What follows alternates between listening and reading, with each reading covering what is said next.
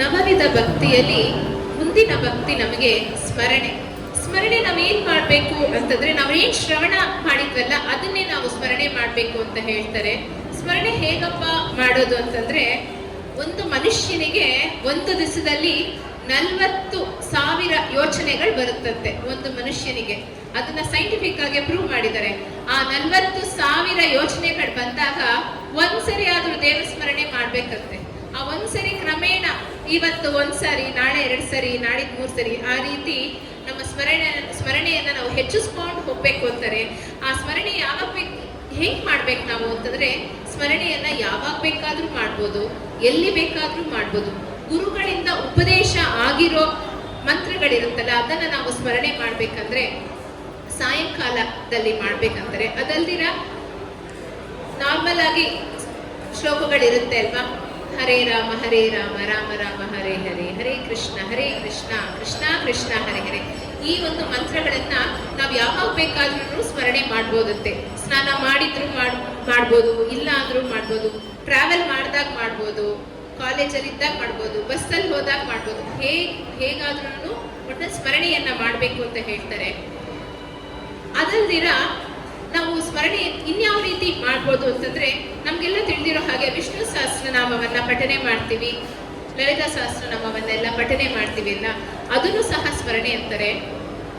ಹೆಣ್ಮಕ್ಳು ಸಾಮಾನ್ಯವಾಗಿ ಏನ್ ಮಾಡ್ತಾರೆ, ಬೆಳಗ್ಗೆ ಹೊತ್ತು ವಿಷ್ಣು ಸಹಸ್ರನಾಮ ಹೇಳೋದಕ್ಕಿಂತ ಮುಂಚೆ ಅನುಸಂಧಾನ ಮಾಡ್ಕೋತಾರೆ. ಪರಮಾತ್ಮ ನಿನ್ನ 1,000 ನಾಮಗಳನ್ನ ನಾನು ಇವಾಗ ಸ್ಮರಣೆ ಮಾಡ್ತಿದ್ದೀನಿ ಅಂತ ಹೇಳಿ ಸ್ಮರಣೆ ಮಾಡ್ಕೊಳ್ತಾ ಮನೆಯ ಕೆಲಸಗಳನ್ನ ಎಷ್ಟೊಂದು ಜನ ಮಾಡ್ತಾರೆ. ಟೈಮ್ ಇಲ್ಲ ಅನ್ನೋ ಉದ್ದೇಶಕ್ಕೆ ಕೆಲ್ಸಕ್ಕೆ ಹೋಗೋರು, ಮನೆಯಲ್ಲಿರೋರು ಎಲ್ಲ ಹಾಗೆ ಮಾಡಿ ಶುರುನಲ್ಲಿ ಪರಮಾತ್ಮನ ನೆನಪಲ್ಲಿ ಇಟ್ಕೊಳ್ತೀವಿ, ಮತ್ತೆ ಕೊನೆಯಲ್ಲೂ ಸಹ ಪರಮಾತ್ಮವನ್ನ ನೆನಪಿಸ್ಕೋತೀವಿ. ಬಾಯಲ್ಲಿ ಉಚ್ಚಾರಣೆ ಮಾತ್ರ ಆಗ್ತಿರುತ್ತೆ, ಮಧ್ಯದಲ್ಲಿ ಕೆಲಸ ಮಾಡ್ಬೇಕಂದ್ರೆ ದೇವರ ಒಂದು ನೆನಪನ್ನ ನಾವು ಮಾಡ್ಕೊಳೋದಿಲ್ಲ.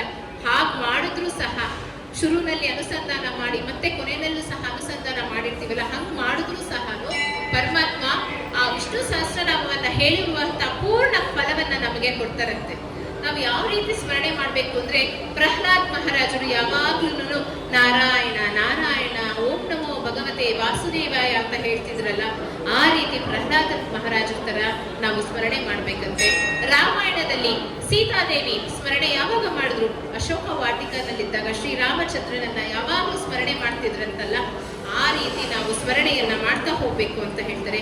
ಈ ಸ್ಮರಣೆ ಮಾಡೋದಕ್ಕೆ ಯಾವುದೇ ರೀತಿಯ ಶ್ರಮ ಇಲ್ಲ, ಮತ್ತೆ ಯಾವುದೇ ರೀತಿಯ ವೆಚ್ಚನೂ ಇಲ್ಲ. ಬರೀ ದೇವರ ಸ್ಮರಣೆ ನಮ್ಮ ನಾಲಿಗೆ ಮೇಲೆ ಉಚ್ಚಾರಣೆ ಆಗ್ತಿದ್ರೆ ಸಾಕು, ಪರಮಾತ್ಮ ಪೂರ್ಣ ಫಲವನ್ನ ನಮಗೆ ಕೊಡ್ತಾರಂತೆ. ಸೊ ಪ್ರತಿ ದಿವಸ ನಮ್ಮ ನಿತ್ಯಾನುಷ್ಠಾನಗಳನ್ನ ಮಾಡಬೇಕು. ನಿತ್ಯಾನುಷ್ಠಾನ ಅಂದ್ರೆ ಗಂಡಸರೆಲ್ಲ ಬೆಳಗ್ಗೆ ಎದ್ದು ಸಂಧ್ಯಾ ವಂದನೆಗಳನ್ನ ಮಾಡಬೇಕು, ಹೆಣ್ಮಕ್ಳೆಲ್ಲ ದೇವರ ಅರ್ಚನೆ ಮಾಡಬೇಕು, ಷೋಡಶೋಪಚಾರ ಪೂಜೆಗಳನ್ನ ಮಾಡಬೇಕು, ದೇವರಿಗೆ ನೀರಾಜನ ಮಾಡಬೇಕು, ನೈವೇದ್ಯ ಮಾಡಬೇಕು. ಇಷ್ಟೇ ದೇವರ ಸ್ಮರಣೆಯನ್ನ ಮಾಡೋದು. ಇದೆಲ್ಲ ಮಾಡೋದಕ್ಕೆಲ್ಲ ನಮಗೆ ಕೇವಲ 24 ಅವರ್ ಇದೆ ಒಂದು ದಿವಸದಲ್ಲಿ. ಅದ್ರಲ್ಲಿ 10% ತಗೊಂಡ್ರೆ 22 ಗಂಟೆ 40 ನಿಮಿಷ, ಅದ್ರಲ್ಲಿ 10% ಆದ್ರೂ ಮಾಡಿ ಅಂತ ಹೇಳಿ ಆಚಾರ್ಯರೆಲ್ಲ ತಿಳಿಸ್ತಾ ಹೋಗ್ತಾರೆ. ಈ ರೀತಿ ನಾವು ಸ್ಮರಣೆಯನ್ನ ಮಾಡ್ಬೇಕು ಅಂತ ಹೇಳ್ತಾರೆ. ಭಗವದ್ಗೀತೆಯಲ್ಲಿ ಮನ್ಮನಾಭವ ಮದ್ಭಕ್ತೋ ಮಧ್ಯಾಜಿ ಮಾಂ ನಮಸ್ಕುರು ಮಾಮೈ ವೈಶ್ಯಸ್ಯ ಯುಕ್ತೇವಂ ಆತ್ಮಾನ ಮತ್ಪರಾಯಣಃ. ಸೊ ಮನ್ಮನಾಭವ ಮದ್ಭಕ್ತೋ, ಸೊ ನಮ್ಮ ಮನಸ್ಸಿನಲ್ಲಿ ಯಾವಾಗ್ಲೂ ಎಲ್ಲ ಸಮಯದಲ್ಲೂ ದೇವರ ಸ್ಮರಣೆಯನ್ನ ಮಾಡಬೇಕು ಅಂತ ಹೇಳಿ ನಮಗೆ ನಮ್ಮ ಭಾಗವತದ ಪ್ರಹ್ಲಾದ ಮಹಾರಾಜರ ಸ್ತುತಿ ಹೀಗೆ ತಿಳಿಸ್ತಾ ಹೋಗುತ್ತೆ. ಹೀಗೆ ನಾವು ದೇವರ ಒಂದು ಸಂಕೀರ್ತನೆಯ ಮುಖಾಂತರ ಸ್ಮರಣೆಯನ್ನ ಮಾಡೋಣ ಇವತ್ತು. ನಾರಾಯಣ ನಾರಾಯಣ ನಿನ್ನ ನಾಮದ ಸ್ಮರಣೆಯ, ನಾರಾಯಣ ನಿನ್ನ ನಾಮದ ಸ್ಮರಣೆಯ ಸರಾಮಿತವು ಎನ್ನ ನಾಲಿಗೆಗೆ ಬರಲಿ. ನಾರಾಯಣ ನಿನ್ನ ನಾಮದ